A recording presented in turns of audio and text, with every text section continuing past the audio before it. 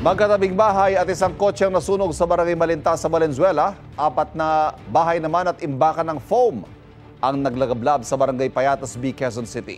May unang balita si James Agustin. Ganito kalaking apoy ang lumagablab sa Area 6, Barangay Payatas B, Quezon City, mag-alas 9 kagabi. Itinaas ng Bureau of Fire Protection ng ikalawang alarma. Nasa 17 fire truck nila rumisponde. Dagdag pa mga fire volunteer group. Napula ang apoy matapos ang halos 1 oras. Naging pahirapan ang operasyon ng mga bumbero. Ang nabutan ko po, malakas ang apoy. Parang, kumbaga sana lagablab eh. Sobrang lakas. Kaya tumawag na ako ng mga kasamaan para makakontak ng bumbero. Nataranta na rin po ako, kaya hindi na rin ako nakapagano eh. Dahil malapit sa amin eh. Pero awa ng Diyos, okay naman po kami. Natupok ang 4 na bahay at imbakan ng mga bed foam.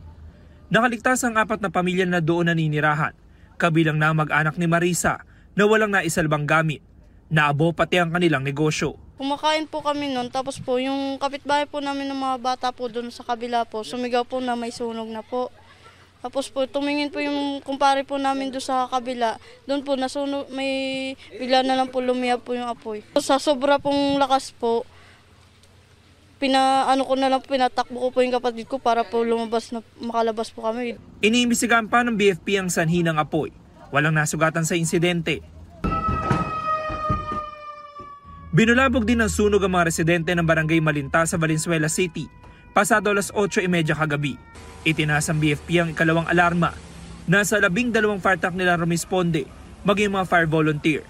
Nasunog ang magkatabing bahay at isa nakaparadang kotse.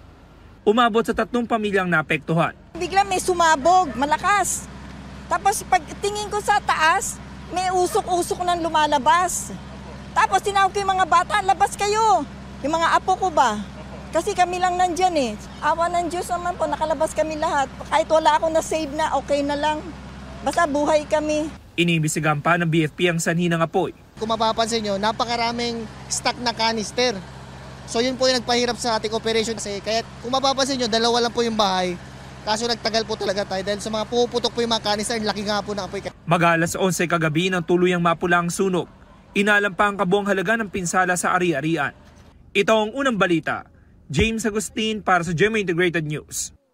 Kapuso, huwag magpapahuli sa latest news and updates. Mag-iuna ka sa balita at mag-subscribe sa YouTube channel ng GMA Integrated News.